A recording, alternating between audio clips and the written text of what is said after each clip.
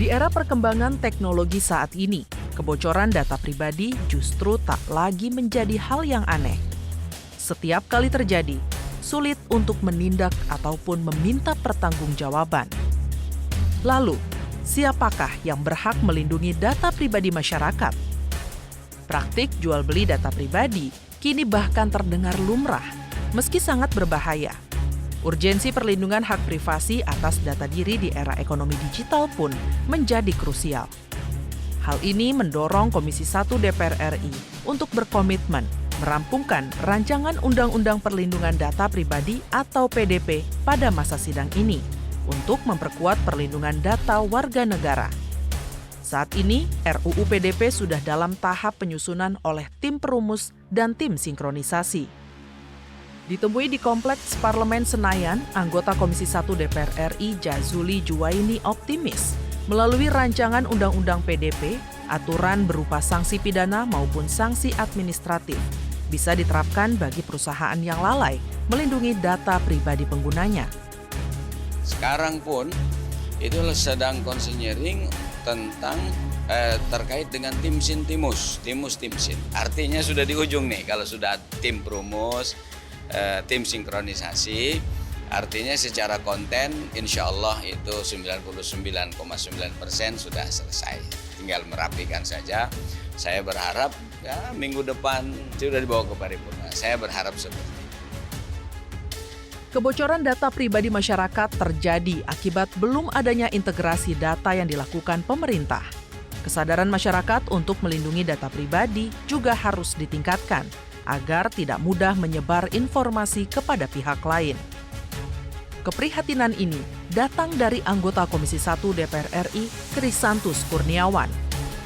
Ia berharap rancangan Undang-Undang PDP segera disahkan sehingga pemerintah memiliki payung hukum untuk mencegah, mengelola, dan menindak penyalahgunaan data pribadi. Akibat karena data kita belum dikelola dengan maksimal. Sehingga datanya masih menyebar di seluruh instansi, di seluruh kementerian, di seluruh lembaga, kemudian di jenjang-jenjang pemerintahan, sehingga sangat mudah dan sangat rentan untuk terjadi kebocoran. Selain daripada itu, belum ada kesadaran masyarakat terhadap pentingnya data pribadi, sehingga masih gampang mengupload KTP misalnya, mengupload kartu keluarga, SIM, paspor, dan sebagainya. Itu sebetulnya adalah hal-hal yang tidak boleh masyarakat lakukan. Karena dengan melakukan mengupload KTP dan sebagainya, itu dengan sendirinya kita membocorkan data pribadi kita. Krisantus berpendapat untuk memaksimalkan kinerja perlindungan data pribadi masyarakat, diperlukan lembaga independen yang bertanggung jawab untuk melindungi data pribadi. Pembentukan lembaga otoritas pengawas data pun masih menjadi salah satu persoalan alot dalam pembahasan RUU ini. Komisi 1 DPR RI menilai, lembaga pengawasan data harus di bawah komando Presiden. Anggota Komisi 1 DPR RI Muhammad Idam Samawi menilai, lembaga otoritas pengawas data sebaiknya bertanggung jawab langsung di bawah Presiden. Mengingat informasi data pribadi sangat strategis, baik untuk kepentingan politik maupun keperluan bisnis. Sehingga nantinya harus memiliki kekuatan yang memadai atas perlindungan data pribadi. Ini ke depan, jangan lupa bangsa Indonesia ini jumlah manusianya sekian ratus juta. Ya.